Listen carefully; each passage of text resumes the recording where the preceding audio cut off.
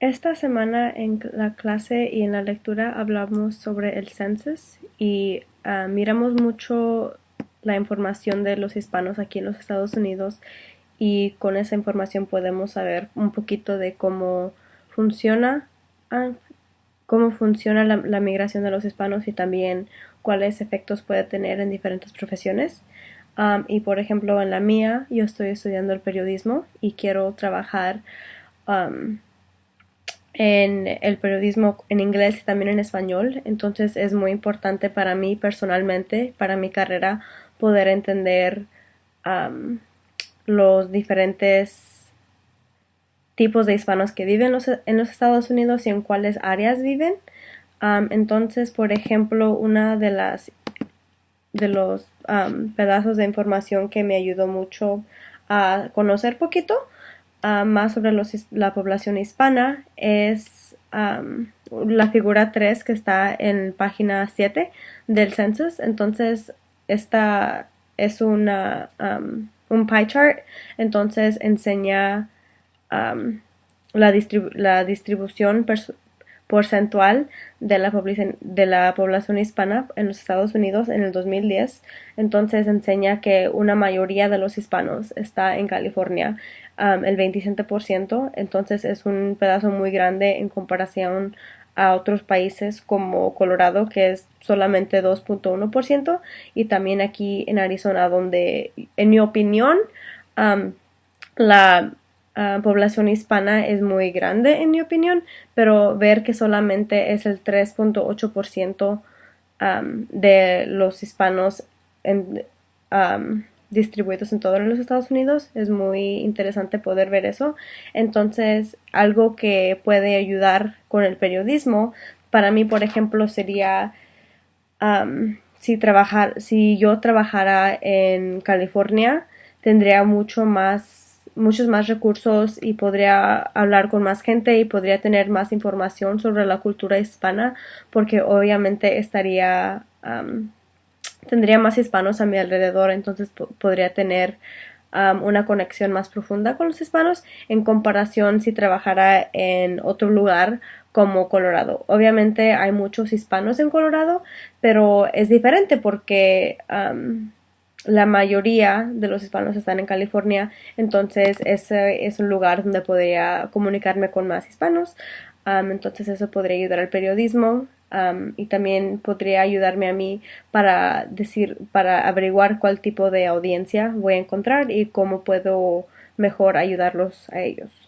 Entonces también un artículo que me encontré yo que se me hizo muy interesante, me lo encontré en la página org de Pew Research Center. Entonces muchas veces yo he usado esta página para recursos porque es muy interesante porque ellos reportan sobre diferentes números y estadísticas y diferentes información y datos que refleja unos unas ideas muy interesantes. Entonces, por ejemplo, este artículo es en inglés y se llama A Majority of English Speaking Hispanics in the US are Bilingual. Entonces, dice que una mayoría de los hispanos que hablan inglés en los Estados Unidos son bilingües. Entonces, eso se me hace muy interesante porque obviamente con las diferentes generaciones ya no tenemos sí tenemos todavía mucha gente que emigró a los Estados Unidos, pero también esta gente ya está teniendo niños y a lo mejor sus hijos ya tienen hijos, entonces ya tenemos la segunda generación, la tercera generación y todo eso. Entonces este artículo habla un poquito sobre el cambio que se ve con con la lengua que se habla en casa. Por ejemplo, enseña que en el 2000, en el 2013, entonces enseña que de todos los hispanos en los Estados Unidos que se usaron para el census, el 25% hablaba inglés. Um, También hablaba otras lenguas, pero la mayoría de la lengua que hablaban era inglés. Y luego el 38% hablaba el español en una mayoría y luego el 36%, sí, ahorita tía, y el 36% usaba el inglés y el español casi con la misma, casi con la misma frecuencia.